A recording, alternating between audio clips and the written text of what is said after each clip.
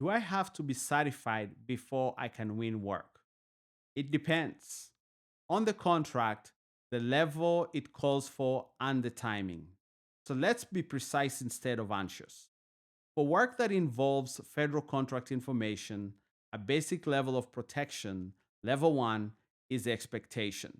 And it's largely something you assess yourself or you can get some help.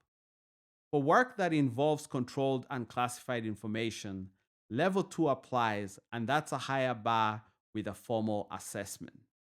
What actually triggers the requirement is the solicitation and the flow down from your customer or prime, not a blanket rule that every shop must be certified tomorrow.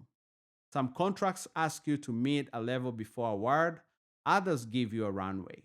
The mistake is bidding around an assumption, either assuming you're fine when you're not, or assuming you're shut out when you're not. So the right move is not to guess. Look at the solicitation, look at the flow down, and get a clear starting picture before you bid around an assumption.